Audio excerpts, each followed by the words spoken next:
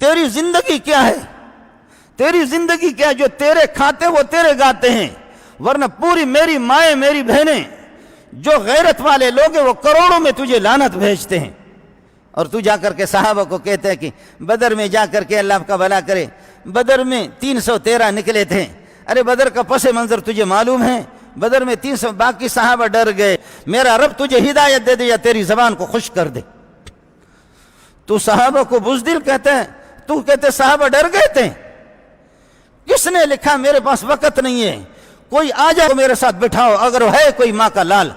ہم پاپڑے بیچنے والے نہیں ہیں، میں تمہارے یونیورسٹیوں میں پڑھ چکا ہوں، میں یونیورسٹیوں کو دیکھ چکا ہوں۔ یہ ABCD کی یہ ان الفاظ کو چھوڑو، ہمارے ساتھ گفتگو کرو۔ ہمارے سینے اس سے بھرے ہوئے ہیں، اللہ کے فضل و کرم سے ہمارا سینہ اس سے بھرا ہوا ہے۔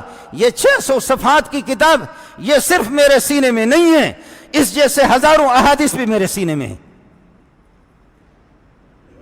ہم انگریز کے بچے نہیں ہیں، ہم مسلمانوں کے بچے ہیں۔ جو ہم سے بن پائے گا وہ سلطان المسلم، مسلمان بادشاہ، اور مسلمان میرے نبی نے فرمایا المسلم من سلم المسلمون من لسانہ و یدہ، سب سے بڑا مسلمان وہ ہے اس کی زبان سے، اس کی ہاتھ کی اذیتوں سے، تکلیف سے مسلمان محفوظ رہے۔ اور صحابہ سے بڑا مسلمان کوئی کائنات کے اندر نہیں ہے۔ تو صحابہ کو کہتے کہ صحابہ یہ کہ بزدل ہو گئے تھے، صحابہ ڈر گئے تھے۔ مال غنیمت جمع کر کہتے لوٹ مار پہ شروع ہو گئے۔ لوٹ مار کہاں پہ استعمال ہوتا ہے؟ میرے نبی نے فرمایا کہ سابقہ امتوں کے لیے غنیمت وہ نہیں کھاتے تھے، غنیمت کو جمع کرتے تھے، کافروں سے جو غنیمت لیتے تھے مال اس کو رکھتے تھے زمین پر، اور پھر دعا کرتے تھے آسمان سے ایک آگ آتی تھی اور وہ آگ کافروں کے اس مال کو جلا کر کے راکھ بنا دیتی تھی۔ لیکن فرمایا کہ اب نہیں ہے، قرآن میں خود 4 پارے میں موجود ہے، حتیٰ یأتینا بقربان تاکلہ النار، ایسے نظر و نیاز جس کو آگ کھائے۔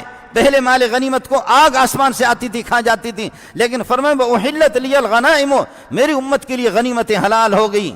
غنیمت حلال ہے، غنیمت حلال ہے، کافر کا مال حلال ہے۔ اور اس پہ کافر کے مال کو صحابی جمع کر رہا ہے، کہتے لوٹ مار پہ لگ۔ اس انداز میں صحابہ کو کہتے کہ لوٹ مار۔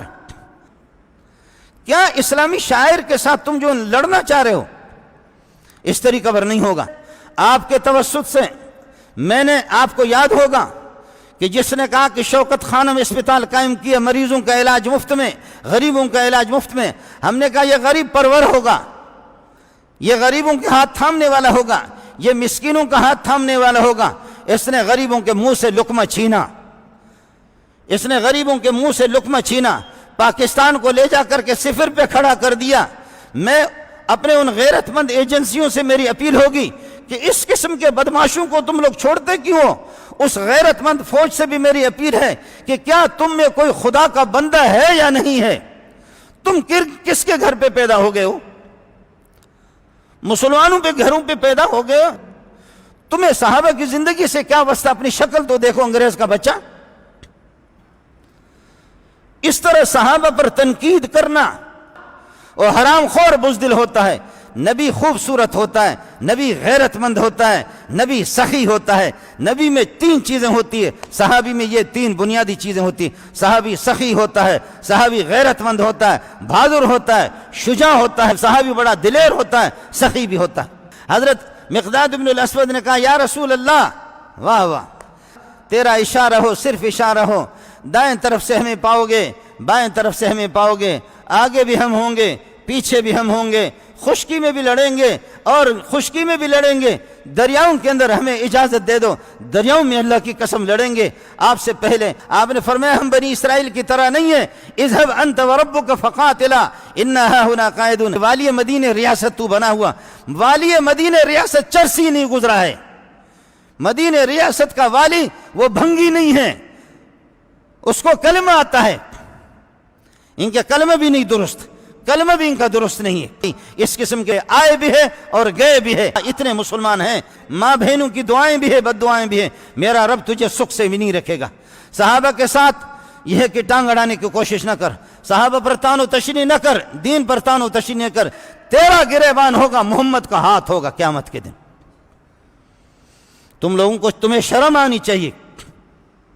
آپ کے توسط سے میری فریاد تو پوری دنیا میں جاتی ہے اللہ کے فضل و کرم سے، آپ کے توسط سے ہم نے ایسی حکومتوں کی حمایت کی ہے، ہم نے فضل الرحمان کی بھی حمایت نہیں کی ہے، ہم نے عبدالغفور حیدری کی بھی حمایت نہیں کی ہے، ہم نے علماء کی حمایت نہیں کی۔ ہم نے کہا کہ جی اسپتال بنایا غریب نواز ہوگا، تو غریبوں کی چمڑی اتار کر کے تو نے رکھ دیا۔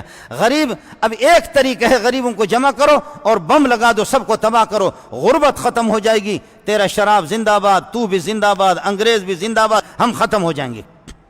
یہی ایک طریقہ ہے، غریبوں کو جمع کر لے۔ آج میں ساتھیوں کو رات کو میں کہہ رہا تھا، میں نے کہا ہم بھٹو کے لیے دعا کر رہے ہیں، بھٹو کی کمزوریاں ہوں گے لیکن قادیانیوں کو جوان کے بچے نے اس نے کافر قرار دیا۔ میں اس اللہ کے گھر میں بیٹھ کر کے مجھے یقین ہے اللہ نے اس کی مغفرت کی ہوگی۔ آپ کے توسط سے وزیر اعظم سے میری اپیل ہوگی وزیر اعظم سے، اور فٹ بال چودھری سے میری اپیل ہوگی، شراب کی بوتل تھام لو، پیتے رہو، حرام کھاتے رہو، لیکن شاعر اسلام کے اندر جو ہے نا ہاتھ نہ ڈالو۔ شاعر اسلام میں اس طرح توہین صحابہ کی نہ کرو۔ تو اپنے نسل کو سنبھالے، کوئی کہتا میں تیری بیٹی ہوں، تو کہتا کہ نہیں میری بیٹی نہیں ہے، کوئی ادھر سے نکلتا کہتا میں تیرا ناجائز بیٹا ہوں، تو کہتا کہ میرا بیٹا نہیں۔ ارے تو پہلے اپنے ابا کو معلوم کر لے، اپنی اولاد کو معلوم کر لے، پھر صحابہ میں ہاتھ ڈال۔ پوری دنیا کو تیری بے غیرتی کا پتہ ہے کہ تو کتنا بے غیرت آدمی ہے۔ اس لیے میں اگر اس کو آپ کوئی عدالت میں چیلنج کرے گا تو ہم بھی کہیں گے، اگر صحابہ کو گالی دینے کو اگر عدالت میں کوئی چیلنج نہیں کر سکتا تو ہم بھی اس طریقہ پر تم کو للکاریں گے، تمہاری تعریف نہیں کریں گے۔ آپ کے توسط سے ہمارے وزراء جو ہے نا قابل مذمت ہے، نبی کے صحابہ کے شان میں اس قسم کی گستاخی نہ کر دو۔ مزید ویڈیوز کے لیے آپ ہمارے فیس بک پیج کو لائک کریں